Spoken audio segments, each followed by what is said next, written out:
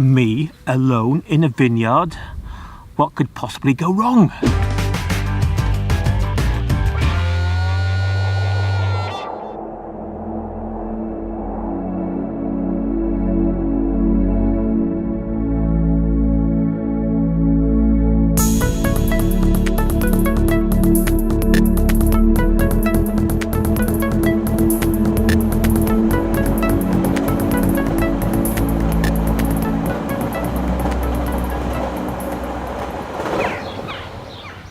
So it's our first stop on a Welsh food and drink odyssey, and we're at Jabajak's Vineyard and Restaurant with Rooms, and we're going to be trying some local food and of course the wine, all the finer things in life. So enough chatter, let's go and take a look and get some of that wine down us.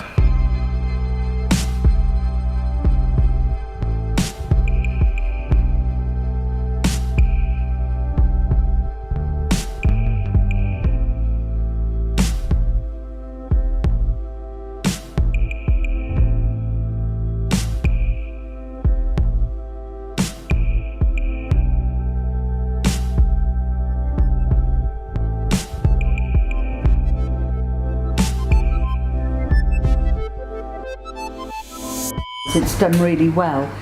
I still believe that this is very, very young.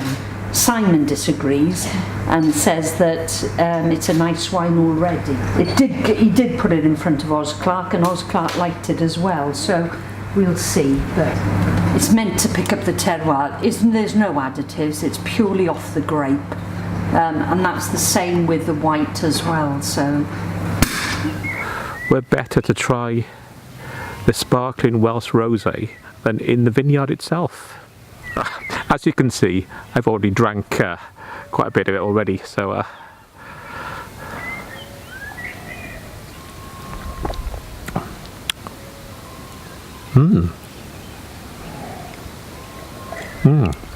I'll get some more. It's so different, isn't it? I prefer it. It's completely different. I prefer it as well. It's And out of the same grapes. It's bizarre, isn't it? Yeah, I really like the blush. It's quite mellow, like. But yeah, this is very drinkable, isn't it? Yeah, that's the problem.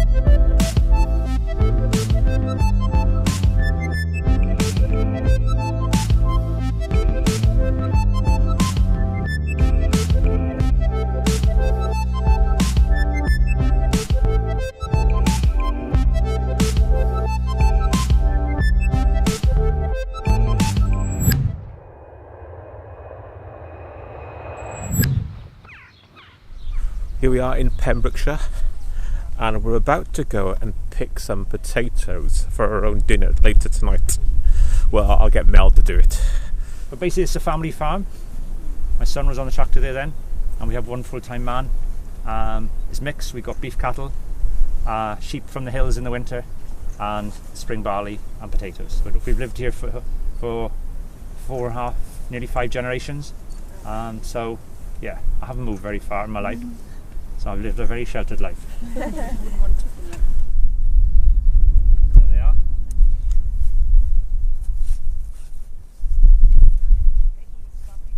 There's the seed potato we planted. This was actually planted in March. And they'll go straight into puffin in the day. They'll grade sometimes that night, sometimes following morning. So hopefully they'll be in the supermarket by within 24 hours of them being lifted. We've just been potato picking, getting Pembrokeshire potatoes. As well as that, have a look at the coastline around this area.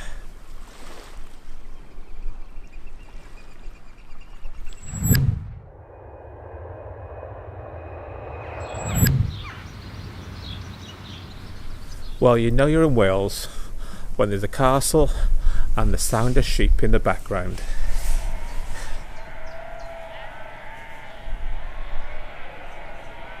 That's just something to make you all go, ah.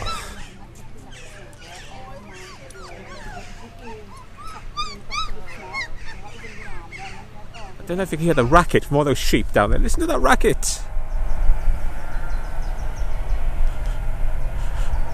The sheep are really kicking off.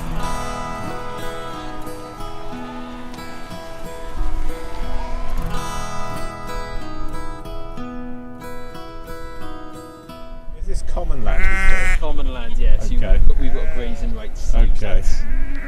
As do a few other farmers. How many sheep are here now? Yeah, how many sheep are roughly? 800 something like that? Yeah. And then we've got another load a few miles along the marsh down there. And that was a report from Marcus Williams, the official sheep correspondent for Fly Drive Explore. Now back to the studio. Bah. Yeah, exactly. Bah.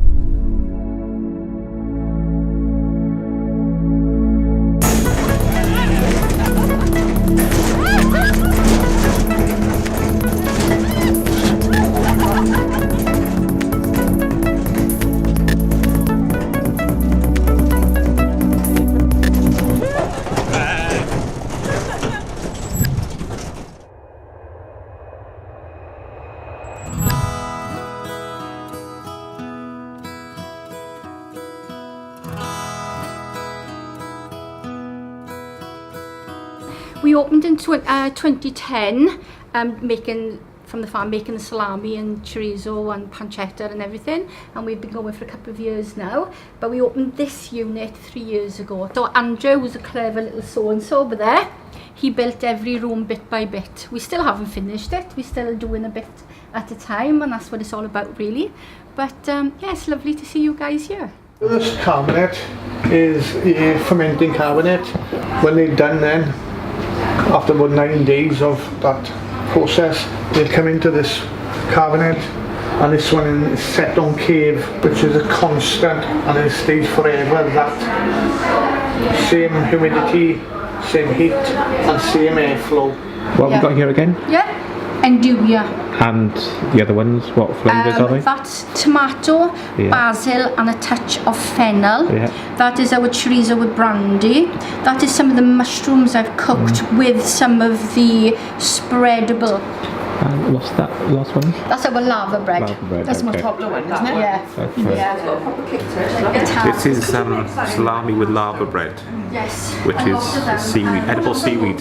Scrambled eggs, doesn't he? When we had we sent it in to him and he was going to come. What flavour does the lava bread give it, Marcus?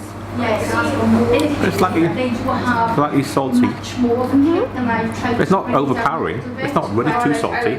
Yeah, I do. If you like, I don't like heat to the point where it's burning and I can't taste it. Yeah. nice. Nice. I have another bit. That's a technical term. Nice.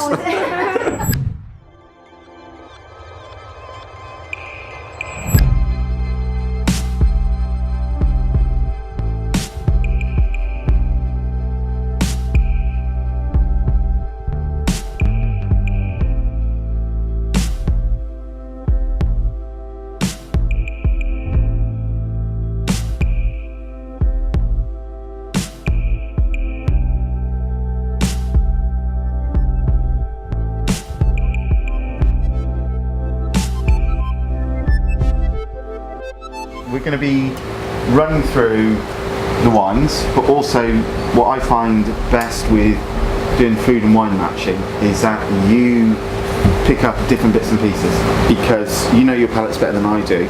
I can suggest to you saying the sparkling is going to be brilliant with that pancetta because of the fattiness. And another one which and this is the venison. I've still got venison. I mean, for example, I would pair sparkling wine with fish and chips, sparkling wine with olives, sparkling wine with fatty meats. You can actually have, when you kind of move on to still wines, you can have some still wines you can eat with steak because they're so robust. It depends on how they're made and sort of how bold and brash they are. And another thing that we've actually got is we're always 2 degrees warmer than just 2 miles down the road. We've got a little microclimate just over the top, and it's absolutely wonderful, and it does work for us. So the Solaris is an English hybrid, as you know. See these little brown dots that's on here? That is already pollinated for us. So the ones that you see white are actually... Well, hello. I'm going to end early here because, as you can see, we're going around tasting some very good wine. So things are going to get a bit messy, but Wales, food, drink, wine, food, more drink, more wine. You must come. Yeah, definitely. Anyway, see you later.